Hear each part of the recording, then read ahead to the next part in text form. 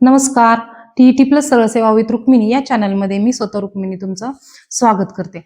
तर बघा, आपण इयत्ता पाचवीचा इतिहास बघत आहोत. पाचवीच्या इतिहासामध्ये आपला आज कदाचित शेवटचंच लेक्चर असेल. मी अगदी थोडक्यात तुम्हाला देण्याचा प्रयत्न करत आहे. कारण थोडक्यातच आपण स्मार्ट वर्क करणं गरजेचं आहे. आता डीप नॉलेज आम्ही तर खूप पठण करून बसलोय, खूप गोष्टी वाचून बसलोय. परंतु तुम्ही शिक्षक बांधव नियमित शिक्षक आहात आणि दिवसभर शाळा आणि नंतर लेक्चर करणं किंवा अभ्यास करणं हे इतकं पण पॉसिबल नाहीये. तुम्ही एक 1-1.5 तास स्वतःसाठी देत जा. जून-जुलैमध्ये टी-ई-टी नक्की आहे. जर आपली योग्यता सिद्ध करायची असेल तर मी म्हणते आपण 1-1.5 तास स्वतःसाठी दिलाच पाहिजे. कारण आता डायरेक्टली तसं आपण कोर्टाच्या निकालाला आपण हे करू शकत नाही, डावलू शकत नाही. परंतु हा आपल्या योग्यतेवर आलेला प्रश्न आहे आणि आपली योग्यता आपल्याच हातात असते. ती कशी सिद्ध करायची किंवा त्याच्यासाठी आपण काय करायचं हे आपल्याच हातात आहे. तर बघा, आता पुढचा आपण बघणार आहोत इयत्ता 5वीचा इतिहास आहे. मागच्या लेक्चरमध्ये आपण काय बघितलं, तर हत्यारांच्या आकार आणि प्रकारानुसार 3 प्रकार पडतात अश्मयुगाचे. त्याच्यामध्ये आपण बघितलं पुराश्मयुग, मध्याश्मयुग आणि नवाश्मयुग. त्याच्यामध्ये बघा, मी जे तुम्हाला सांगितलं होतं की कुठे कोणत्या राज्यामध्ये काय सापडलं किंवा हे ते पाहणं तुम्ही गरजेचं आहे. आता पुढं आहे, आपण बघा पुढं बघणार आहोत जगातील नागरी संस्कृत्या, हे देखील महत्वाचं आहे. नागरी संस्कृत्या उदयाला 3 वर्षापूर्वी म्हणजे इसवी सन पूर्व सुमारे 3000 वर्षापूर्वी काय झालं, नागरी संस्कृती उदयाला आल्या. त्याच्यामध्ये मेसोपोटेमिया आहे, इजिप्त आहे, भारतीय उपखंड आहे आणि चीन या 4 प्रदेशांचा समावेश होतो. हे 4 प्रदेश तुम्ही लक्षात ठेवणं गरजेचं आहे. आम्ही ज्यावेळी टी-ई-टी दिली त्यावेळी मेसोपोटेमियावर प्रश्न आम्हाला विचारला गेला होता. तर बघा, मेसोपोटेमिया, इजिप्त, भारतीय उपखंड आणि चीन या 4 गोष्टी लक्षात ठेवणं गरजेचं आहे. कशामध्ये? तर नागरी संस्कृत्यांमध्ये. आता बघा, एकीकडे संस्कृती आहे, देश आहे आणि तिथून कोणती नदी वाहते याच्यावर अशा चार्ट आहे. तो चार्ट मी तुम्हाला WhatsApp ग्रुपला पाठवेल. तरी या चार्टवर देखील प्रश्न येतो. बघा, चीनी संस्कृती आहे, देश आहे चीन आणि तिथं नदी कोणती आहे? होयांगहो नदी. होयांगहो नदी. होयांगहो नदी. नंतर बघा, सिंधू किंवा हडप्पा संस्कृती, सिंधू संस्कृती किंवा हडप्पा संस्कृती, त्याचा देश आहे भारत आणि कोणत्या नदीवरती सापडली? तर सिंधू नदीवरती सापडली. आता बघा, पुढे आहे मेसोपोटेमिया. ती कुठं कोणत्या देशामध्ये? तर अरबस्थानमध्ये. आणि कोणत्या नदी? बघा, इथं आम्हाला विचारलं होतं कोणत्या नदींच्या दरम्यान ही संस्कृती आढळते? टायग्रीस आणि युफ्रेटिस नदी. टायग्रीस आणि युफ्रेटिस नदी या नद्यांच्या दरम्यान ही संस्कृती आढळते. आणि चौथी आहे इजिप्त. इजिप्त देशामध्येच आढळते ही आणि नाईल नदी किनारी. बघा, इजिप्तमधील नाईल नदी आहे. त्या नाईल नदीच्या किनारी काय आहे?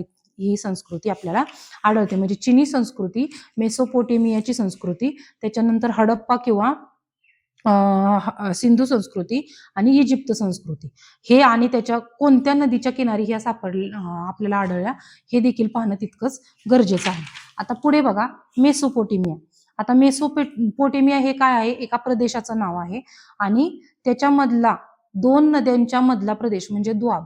हा देखील प्रश्न आलेला आहे बघा सरळ सेवेला, की दुआब म्हणजे काय? तर 2 नद्यांच्या मधला प्रदेश म्हणजे दुआब होय. मेसोपोटेमियाची संस्कृती टायग्रीस आणि युफ्रेटिस, काय? मेसोपोटेमियाची संस्कृती ही टायग्रीस आणि युफ्रेटिस या 2 नद्यांच्या मधील प्रदेशात होती, जी सध्याच्या तुर्कस्तान, सिरिया आणि इराक या देशामध्ये आढळते.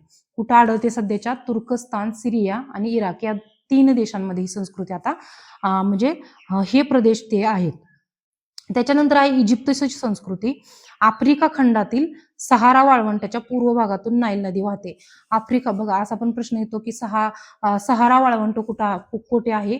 तर ते आहे आफ्रिका खंडामध्ये सहारा वाळवंट आहे आणि त्याच्या खोऱ्यामध्ये ही नदी नाईल नदी आढळते. म्हणजे इजिप्तची संस्कृती कोणत्या नदी किनारी आहे? तर नाईल नदी किनारी आहे. आणि नाईल नदी कुठे आहे? आफ्रिका खंडातील पूर्व भाग. तर बघा, इजिप्तच्या राजांना फॅरो असे म्हटले जाते.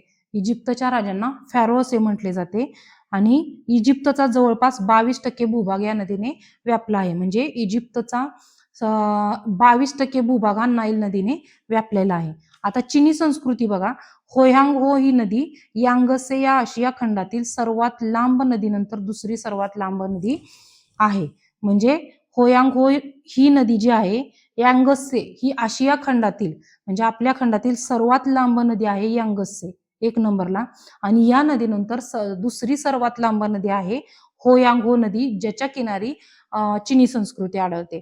या नदीला होयांगो नदीला पिवळी नदी, बघा सरळ सेवेला पण याच्यावर प्रश्न येतो की कोणत्या नदीला पिवळी नदी म्हटलं जातं, तर होयांगो नदीला पिवळी नदी असं म्हटलं जातं. आणि याच नदीच्या खोऱ्यामध्ये काय झालं, चिनी संस्कृती उदयास आली. आता पुढे आहे हडप्पा संस्कृती, जी आपल्यासाठी खूप महत्वाची आहे. भारतीय उपखंडातील सर्वात प्राचीन संस्कृती हडप्पा संस्कृती असून ती सिंधू नदीच्या खोऱ्यात विकसित झाली. पंजाबमधील बघा, पंजाबमधील हडप्पा, सिंधमधील मोहेंजोदडो, गुजरातमधील लोथल आणि धोलावीरा आणि राजस्थानमधील कालीबंगन या संस्कृतीची भारतातील काही प्रमुख स्थळे आहेत. म्हणजे तुम्हाला प्रश्न विचारला जाईल की हडप्पा संस्कृतीची भारतातील कोणती प्रमुख स्थळं आहेत किंवा ती संस्कृती कोणत्या कोणत्या ठिकाणी आढळली हे तुम्ही सांगा. आणि याच्यावर 100% टीईटीला तर प्रश्न असतोच, त्याच्यामुळे हे तुम्ही जाणणं गरजेचं आहे. तर बघा, पंजाबमध्ये हडप्पा, सिंधमध्ये मोहेंजोदडो, गुजरातमध्ये लोथल इथं प्रश्न आला होता, आणि गोलीवरा, आणि राजस्थानमधील कालीबंगन. बालाग आणि सारंगी हे तंतुवाद्य मेसोपोटेमियात प्रचलित होते.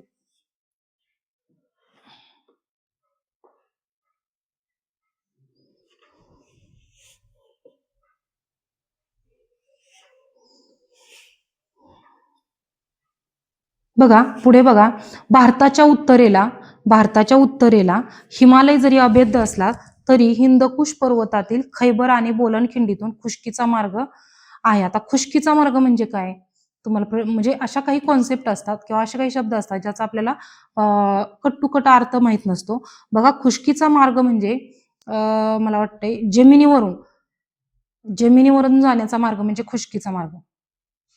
जमिनीवरून जाण्याचा मार्ग म्हणजे खुष्कीचा मार्ग.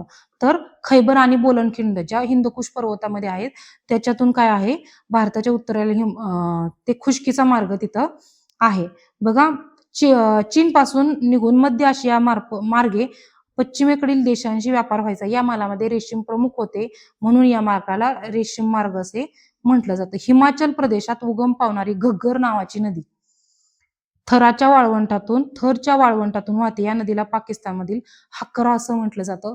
हा सरळ सेवेला पण आणि टीईटीला पण प्रश्न येऊ शकतो. सरळ सेवेला तर येऊन गेलेला आहे, परंतु टीईटीला पण येऊन जातो. बघा कसं असतं की ज्यावेळी गव्हर्नमेंट कडून परीक्षा घेतल्या जातात त्यावेळी जीएसचे बऱ्यापैकी इकडचे प्रश्न तिकडं, तिकडचे प्रश्न इकडे टाकले जातात.